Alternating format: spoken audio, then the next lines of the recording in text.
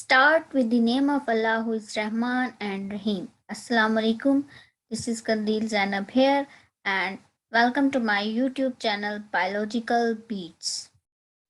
Teach you an effective way to build clear and strong concept.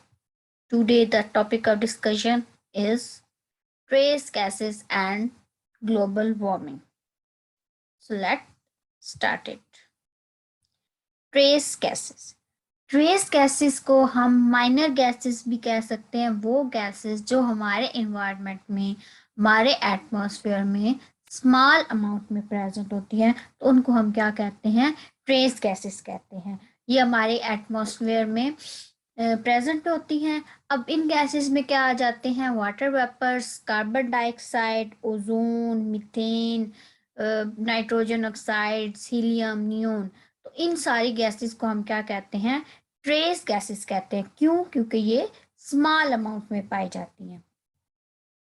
अब अगर हम एक ओवरव्यू लें कि कितनी परसेंट ये गैसेस प्रेजेंट होती हैं, तो अगर हम देखें कि टोटल जो एटमॉस्फेयर की कंपोजिशन है उसके लिहाज से सबसे ज़्यादा पाए जाने वाली गैस एटमॉस्फेयर में क्या है? Nitrogen which is 78%, then comes oxygen 21%, argon 0.9%।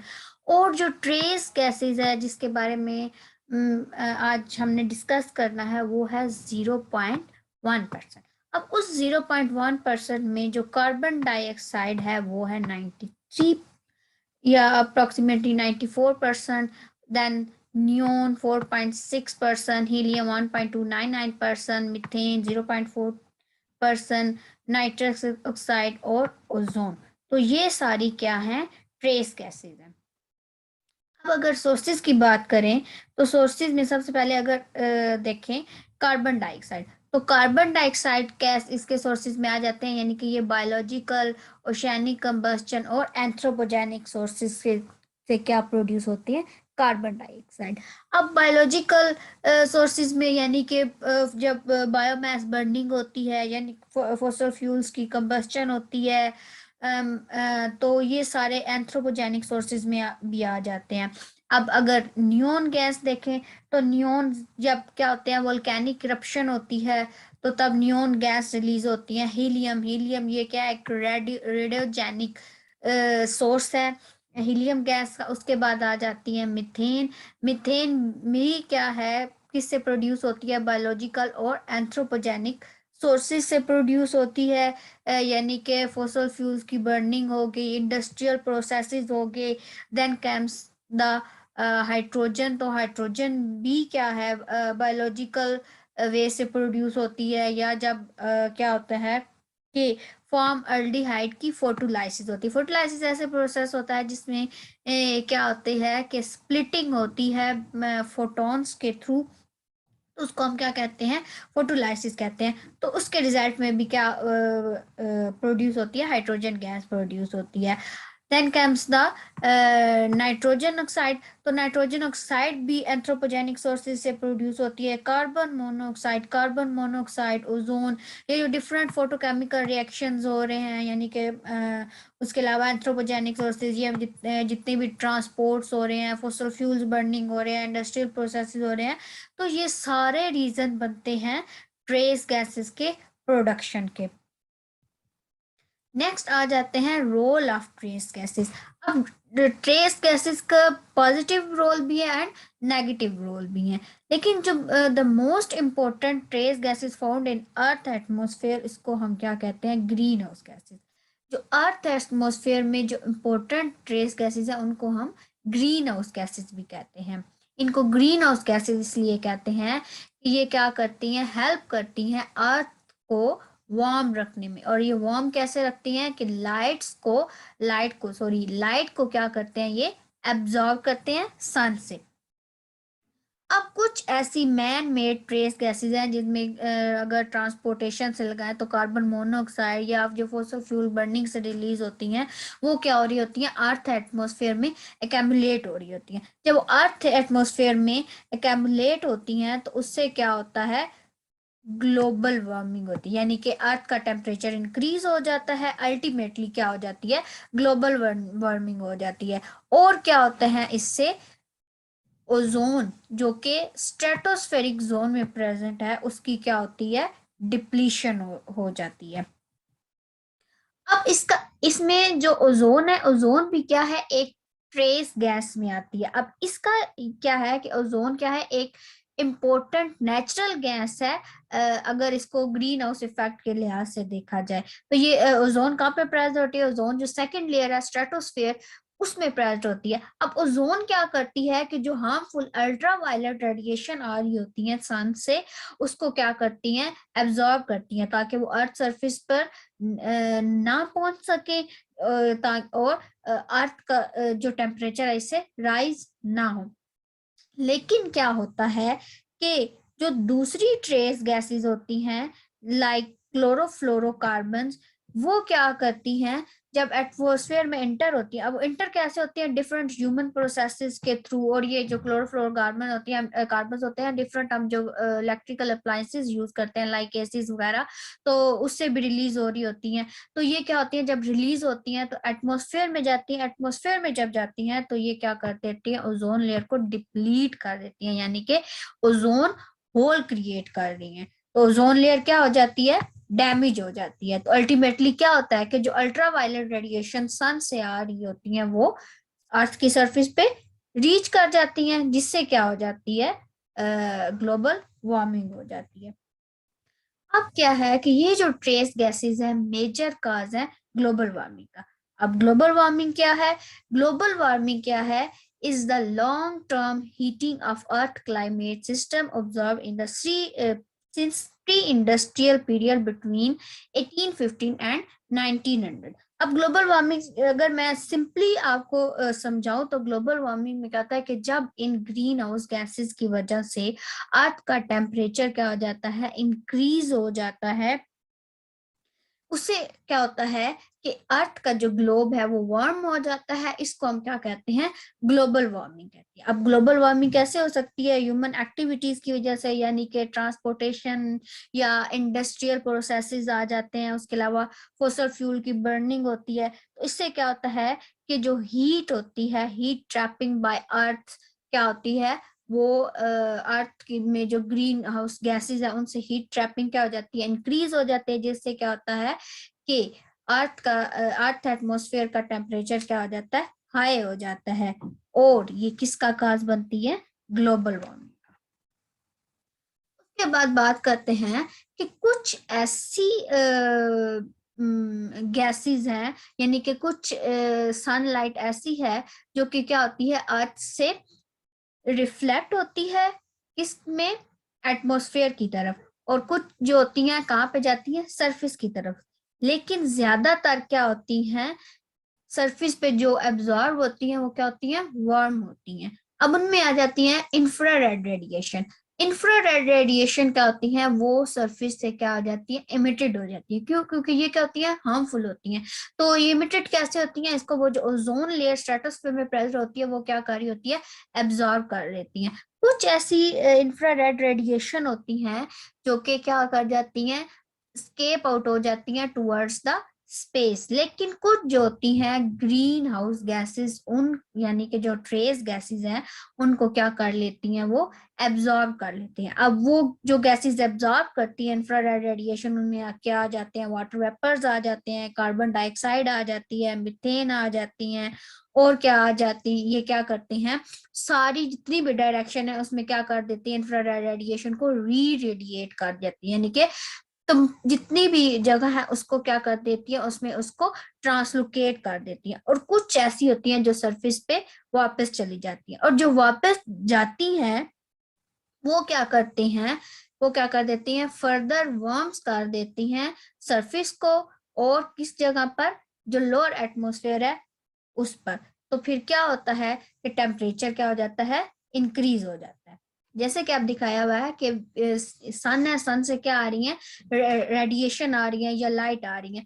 कुछ क्या होती हैं कि गैसेस हमारी अर्थ सरफेस पे क्या हो रही है, एब्जॉर्ब हो रही है, और कुछ को क्या कर रही है अर्थ, रिफ्लेक्ट कर रही है। लेकिन ये जो इंफ्रारेड रेडिएशन होती हैं, जब इसको क्या करती हैं ग्रीन हाउस गैसेस या इसको ट्रेस गैसेस भी कह ले, जब इसको क्या करती हैं एब्जॉर्ब करती हैं, तो ये इसको क्या कर देती हैं री रेडिएट कर देती हैं, जिसकी वजह से ये अर्थ सरफेस पर रीच कर जाती हैं या लोअर एटमॉस्फेयर पर आ जाती हैं, जिससे टेम्परेचर क्या हो जाता है इंक्रीज हो जाता है। जब टेम्परेचर इंक्रीज हो जाता है तो उससे क्या हो जाती है ग्लोबल वार्मिंग हो जाती है। अब अगर काजेज देखें कि काजेज क्या है ग्लोबल वार्मिंग में, तो सबसे पहले हमने इन्फ्लुएंस देखना है ह्यूमन एक्टिविटीज का क्लाइमेट के ऊपर। अब अगर देखें कि जब डिफरेंट ह्यूमन एक्टिविटीज की वजह से क्या है कि जो ग्लोबल सरफेस होती है उसका टेम्परेचर क्या हो जाता है राइज हो जाता है, दिन ब दिन क्या हो रही है चेंजेस आ रही हैं। इससे क्या होता है कि जो रेडियो एक्टिव बैलेंस होता है वो भी क्या होता है ग्रो करता है। डिफरेंट टाइम स्केल्स में देखें और अगर स्पेशल स्केल पे भी देखें तो जो रेडियो एक्टिव बैलेंसिंग है वो क्या हो रहा है इंक्रीज हो रहा है। तो इसमें सबसे ज्यादा जो काजेज वो क्या है एंथ्रोपोजेनिक इन्फ्लुएंस क्या करते हैं एलिवेट करते हैं ग्रीन हाउस गैसेस की कंसंट्रेशन को एटमॉस्फेयर पे, और अल्टीमेटली क्या आ जाते हैं क्लाइमेट चेंजेस आ जाते हैं। Human also influence the climate changes by the atmospheric aerosol, या इसको हम सिर्फ एरोसोल्स भी कह सकते हैं, जो मैंने आपको प्रीवियस लेक्चर भी डिटेल से दिया था कि कैसे एरोसोल्स भी एनवायरमेंटल पोल्यूशन में या ग्लोबल वार्मिंग का काज बन रहे हैं। उसके अलावा ओजोन की अगर डिप्लीशन हो जाए तो उससे भी क्या होती है ग्लोबल वार्मिंग होती है। तो ये है कि कैसे ह्यूमन एक्टिविटी से अर्थ का क्लाइमेट चेंज हो रहा है। उसके बाद आ जाते हैं ग्रीन हाउस गैसेस पे। तो ग्रीन हाउस गैसेस पीछे हमने बहुत डिटेल से पढ़ लिया, ये ट्रेस गैसेस होती हैं, इनके कैसे इफेक्ट होते हैं as a cause of global warming. इसको देखें तो ये क्या कर रही हैं कि ये क्या करती हैं इंक्रीज करती हैं लॉन्ग वेव रेडिएशन को जब ये अर्थ सरफेस पर रीच करती हैं। तो क्या होता है कि जो रिलेशन होता है एटमॉस्फेरिक कंसंट्रेशन ऑफ गैसेस का और जो एसोसिएटिव पॉजिटिव रेडिएटिव फोर्सेस का होता है वो क्या हो जाता है उसको क्या कर देते हैं इंक्रीज कर देते हैं। अब रेडिएटिव फोर्सेस क्या होती हैं, ये क्या होती हैं ये चेंज इन एनर्जी फ्लक्स होता है एटमॉस्फेयर में, और ये कैसे प्रोड्यूस होती है नेचुरल सोर्सेस पे। अब उनमें से अगर एक ही बात करें जैसे कि कार्बन डाइऑक्साइड है, इसका अगर पॉजिटिव रेडिएटिव फोर्सेस को लेकर देखें तो जो कार्बन डाइऑक्साइड है ऑलमोस्ट 3.53 वाट पर मीटर स्क्वायर के लिहाज से अगर देखें तो ये हमारे एटमॉस्फेयर को इफेक्ट कर रही है। तो वही कहते हैं कि a complicated relationship exist between the chemical properties of each green house gases and the relative amount of long wave radiation that can absorb। कि जो केमिकल प्रॉपर्टीज और जो ग्रीन हाउस गैसेस हैं इनका अगर रिलेशनशिप देखें तो क्या होता है कि जो लॉन्ग वेव रेडिएशन होती है वो क्या हो रही है एब्जॉर्ब हो रही है, एब्जॉर्ब होती हैं। तो ये केमिकल प्रॉपर्टी है ग्रीन हाउस गैसेस की कि ये क्या कर देती है कि ये लॉन्ग वेव रेडिएशन को एब्जॉर्ब कर लेती है। जब ये लॉन्ग वेव रेडिएशन को एब्जॉर्ब कर लेती हैं तो इससे क्या होती है ग्लोबल वार्मिंग हो जाती है। एक अब इसमें हमने किसको देखा उसको रेडिएटिव फोर्सिंग, और उसमें हमने पॉजिटिव इफेक्ट कार्बन डाइऑक्साइड का देखा और ये लॉन्ग वेव रेडिएशन कैसे एब्जॉर्ब होती है। उसके बाद इफेक्ट ऑफ ग्लोबल वार्मिंग। अगर ग्लोबल वार्मिंग के इफेक्ट की बात करें तो इसमें आ जाता है कि जैसे जैसे क्या हो जाता है टेम्परेचर वार्म हो जाता है वेदर पैटर्न क्या हो जाता है चेंज हो जाता है। वेदर पैटर्न चेंज हो जाता है तो इससे जो नेचुरल बैलेंस है वो क्या होता है डिस्टर्ब हो जाता है। जब नेचुरल बैलेंस डिस्टर्ब होता है तो जितनी भी ह्यूमन एक्टिविटीज होती हैं या ह्यूमन बीइंग की जो लाइफ होती है वो किस में आ जाती है एक अनडेंजर्ड यानी डेंजर सिचुएशन में आ जाती हैं। उसके अलावा इसके इफेक्ट किसके ऊपर होते हैं ह्यूमंस के ऊपर और जो विल्ड एनिमल्स होते हैं उनके ऊपर होते हैं। क्यों? क्योंकि जब क्लाइमेट चेंज हो जाता है तो क्या होता है कि एक ड्रॉट्स आ सकते हैं, स्ट्रॉम्स आ सकते हैं, हीट वेव्स होते हैं। जब सी लेवल जब राइज हो जाएगा ग्लोबल वार्मिंग होगी सी लेवल राइज हो जाएगा तो ग्लोबल वार्मिंग की वजह से जो आइस कैप या ग्लेशियर्स वगैरह हैं वो मेल्ट होना शुरू हो जाएंगे। जब ये मेल्ट होंगे तो इसकी वजह से क्या होंगे, फ्लड्स वगैरह भी आ जाएंगे जो डायरेक्टली क्या करेंगे, हार्म्स करेंगे एनिमल्स लाइफ को। जो प्लेसेस जहाँ पर हम रहते हैं उनको डिस्ट्रॉय कर देंगे, और जो जितनी भी हमारी लाइवहुड कम्युनिटी है वो भी क्या हो जाएंगी, इससे डिस्ट्रॉय हो जाएंगी। तो जो प्लेसेस हैं वो भी डिस्ट्रॉय हो जाएंगी, एयर क्या हो जाएगी, डर्टियर हो जाएगी, वाइल्ड लाइफ की एक्सटेंशन का जो रेट है वो ज्यादा हो जाएगा, वाटर शॉर्टेज हो जाएगी, फायर थ्रेट्स इंक्रीज हो जाएंगे, वीड्स और जो पेस्ट इन्वेज होंगे वो भी क्या हो जाएंगी, ज्यादा हो जाएंगी। क्योंकि ड्रॉट सिचुएशन होगी तो पेस्ट क्या करेंगे, हमला करेंगे वीड्स वगैरह के ऊपर। और एक क्या होगा कि स्टॉर्म्स क्या होंगे, डैमेज कर देंगे प्लेसेस वगैरह को। तो ये डिफरेंट इफेक्ट्स हैं ग्लोबल वार्मिंग के। उसके बाद आ जाते हैं कंट्रोल मेजर्स। कंट्रोल मेजर में सबसे बेस्ट वे है reduce, reuse and recycle strategies. अब क्या करें कि ऐसी चीजें, तो सबसे पहले तो वेस्ट को रिड्यूस किया जाए, क्योंकि इससे भी डिफरेंट गैसेज रिलीज होती है। रीयूजेबल प्रोडक्ट का इस्तेमाल किया जाए, प्रोडक्ट को क्या किया जाए, डिस्पोज किया जा सके ताकि कम से कम गैसेस प्रोड्यूस हो। लेस हीट या लेस एयर कंडीशनर का यूज कम किया जाए। पब्लिक ट्रांसपोर्ट यानी कि लेस ड्राइव किया जाए, स्मार्टर वे से ड्राइव किया जाए। एनर्जी एफिशिएंट प्रोडक्ट यूज किए जाए। हॉट वाटर लेस यूज किया जाए।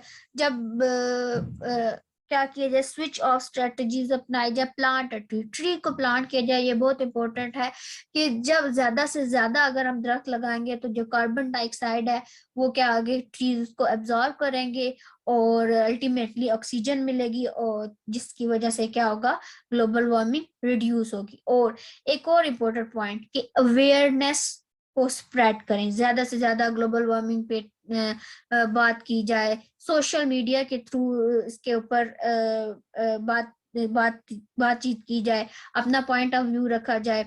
और ये सारी स्ट्रेटजीज अपनाकर हम ग्लोबल वार्मिंग को रिड्यूस कर सकते हैं। Thank you so much.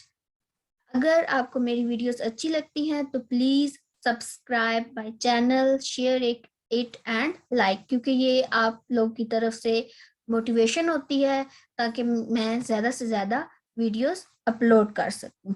So thank you.